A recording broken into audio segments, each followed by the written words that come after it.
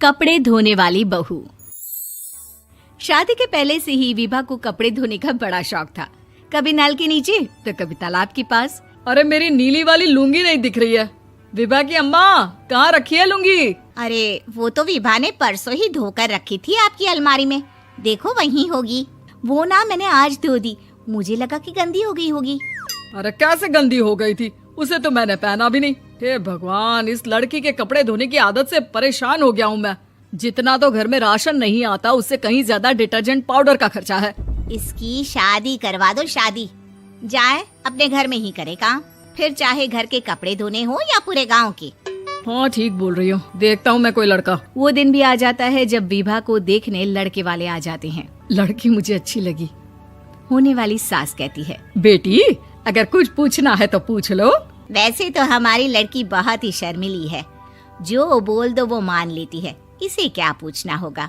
अरे कैसी बात कर रही हो माँ, मुझे इन लोगों के घर रहना है, सवाल तो कई है। हाँ हाँ बेटा, पूछ लो ना, क्या पूछना है। आप लोगों के घर कपड़े कौन धोता है? सास का मुंह बन जाता है। देखो, अगर तुम ये कहना चाहती हो कि तुम्हें कपड़े धोने नहीं आते तो सुन लो, कपड़े मैं ही धोती हूँ, लेकिन तुम्हारे आ जाने के बाद मैं रुमाल तक नहीं धोऊंगी। अरे चुप रहना भाग्यवान, बहू बेचारी घर आई नहीं, उसे डराना शुरू कर दिया। वो क्या है ना बिटिया, अभी तक तो ये कल्लू की माँ ही धोती थी, लेकिन अब तुम्हारे पापा तो दहेज में वॉशिंग मशीन देंगे ही। तभी विभा की माँ बोल पड़ती है, सवाल भी पूछा तो क्या। वैसे भाई साहब, मशीन की तो फिर भी कपड़े धोने की कैपेसिटी होती है। मतलब जो बिटिया दे रहे हैं ना विभा, इसे कपड़े धोने का बहुत शौक है। ये आप लोगों के क्या, आस पड़ोस गांव मोहल्ले सबके कपड़े धो दे और उफ तक ना करे। बाहर देखा नहीं आपने कितने कपड़े सूख रहे हैं? सब हमारी बिटिया ने ही तो धोए हैं। बस भी करो ना माँ, शर्म आ रही इतनी तारीफ सुनकर। और तो और एक दाग निकाल कर दिखाओ तो मान जाओ। हाँ अच्छा अच्छा, माफ करना बेटा, मैंने गलत समझा। हमें तो रिश्ता बहुत पसंद है। और ऐसे जुड़ जाता है रिश्ता कपड़े धोने का शौक रखने वाली विभा का। उसकी शादी हो जाती है कोयला फैक्ट्री में काम करने वाले कल्लू के साथ। शादी के बाद अचानक विभा चिल्लाती हुई सास के पास आती है। सासू माँ, अरे सासू माँ कहाँ है आप? ये तो धोखा है, धोखा दिया आप लोगों ने मुझे। इसे ससुर के चक्कर के बारे में पता चल गया। अरे तो उसमें तुझे क्यों धोखा मिला है? अरे नल में पानी नहीं आता, कपड़े कैसे कब धुलेंगे? अच्छा अच्छा, तू पानी नहीं आ रहा उसकी बात कर रही है? तो आपने क्या सोचा? कुछ नहीं। अच्छा हाँ, तेरी माँ ने कहा था कि कपड़े धोने का शौक है तुझे, याद आया मुझे। शौक शौक बोलकर कपड़े धोने वाले मेरे जुनून को कम ना आके सासू माँ, कपड़ा धोना मेरा गुरूर है। तभी पति भी वहाँ आ जाता है। अभी अभी मैंने इसे सनी देओल की फिल्म दिखाई है, उसी के डायलॉग मार रही है माँ। अच्छा सुन, साफ साफ बता रही हूँ, पानी सुबह 4 से 6 और शाम को 10 से 12 आता है, समझी? विभा टाइमिंग सुनकर हैरान हो जाती है। ये क्या भूतों का मोहल्ला है? सुबह 4 बजे उठकर कौन कपड़े धोता है? 4 बजे टंकी में पानी जाता है, फिर सारा दिन धोना ना, किसने मना किया? अरे कैसी बात कर रही हैं? 200 लीटर की टंकी में कितने कपड़े धो लूंगी मैं, सुबह ही उठ जाऊंगी मैं। अब क्या था, विभा सुबह 4 से लेकर रात के 12 बजे तक कपड़े ही धोती रहती। एक रोज सास पड़ोस से निकलकर कहीं जा रही होती है कि साथ वाली कहती है, हाँ कल्लू की माँ, जरा ये बताओ कि 2 साड़ी है, 2 ब्लाउज और एक पेटीकोट और एक नाड़े वाला लंबा कच्छा। हाँ तो? अरे तो क्या, कितना लोगी धुलाई ये बताओ। धोबन दिख रहे हैं हम क्या? हमारे पति सरकारी नौकरी से अभी अभी रिटायर हुए हैं और बेटा सुपरवाइजर है कोयला फैक्ट्री में। धोबन समझ रखा है हमें?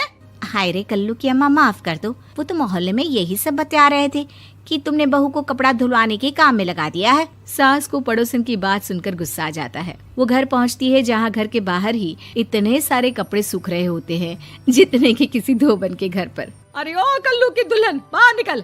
माँ जी यहीं आ जाओ, बाथरूम में चादर धो रहे हैं हम। अरे अभी हम धोते हैं, तुमको बाहर निकलो। ये आस पड़ोस वाले बोल रहे हैं कि हम बहू से कपड़े धुलवा कर उसे कपड़ा धोने वाली बना दिए हैं। अरे छोड़ो ना माँ जी, किन लोगों की बातों में आती हो? आस पास के लोगों का तो काम ही होता है कि वो किसी तरह सास बहू को लड़ा दे। बहू सारे घर के कपड़े धोती है, ये क्या कम है? बोलिए। सास को भी लग जाता है कि वो बहू का ये सनकीपन नहीं छुड़वा सकती, इससे अच्छा है कि खुद ही चुप हो जाए।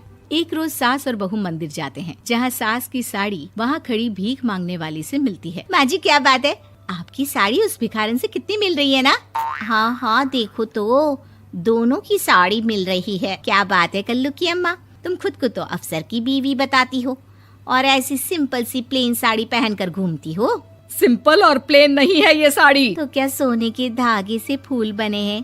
कुछ भी सासू माँ, कुछ भी।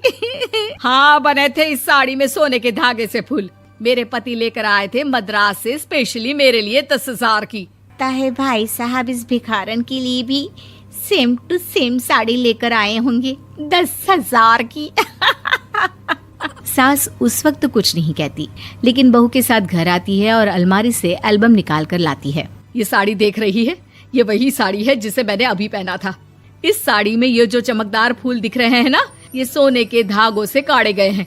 लेकिन तू लोकल वॉशिंग मशीन ब्रश से घिस घिस कर सारे फूलों को निकाल कर साड़ी प्लेन कर दी।